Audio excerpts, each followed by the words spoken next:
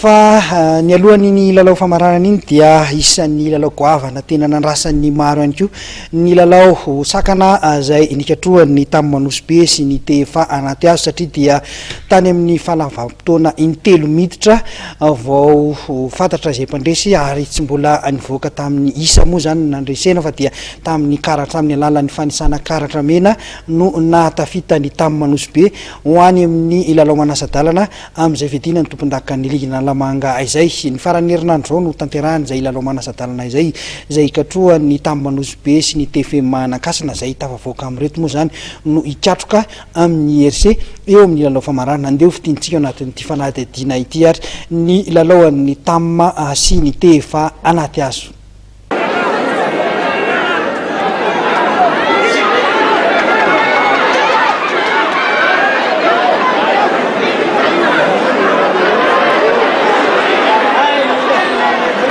Tafita amin'ny dingany manasa-dalana ny tamin'ny Manosbe rehefa naresin'ny TFA anaty azo tamin'ny isana karatra mena teo amin'ny lalao sakana fiadina ny tompon-dakan'ny ligina Lamanga.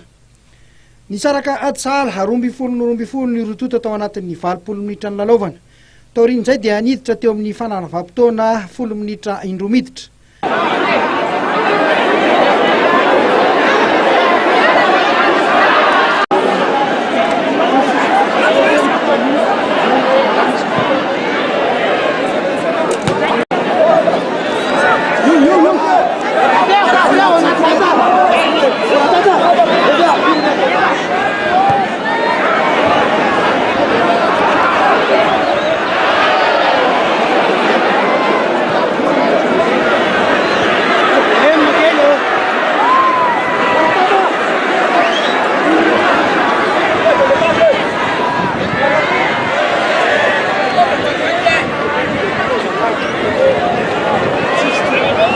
Tao anatin'izany fahalavam-potoana izany dia samy nahatsara hors-jeu ray avy ny rotota ka mbola sahala 15 indray ny isa teny amin'ny solaitra be. Arak'izany dia nitoy ny lalao dia niditra teo amin'ny 10 minitra fahatelo farany ny fahalavam-potoana ka izay matafiditra baolina voalohany Morse but no mandresy avy hatrany. Tsy nisy anefa ny baolina maty teto fa dia nijanona ho amin'ny isa 15 ny isa teny amin'ny solaitra be.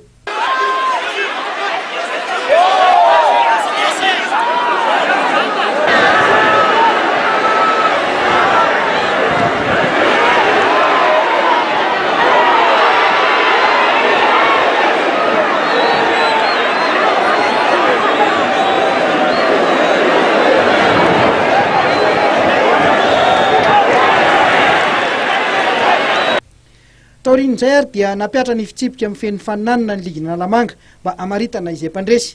Ny karatra mena no nisaina voalohany ko dia izay no nahatafitany Tamma ho amin'ny lalao manasa-dalana. Mpilalao ny TFA anaty azo iray mantsy nahazo karatra mena nandritra ity lalao ity.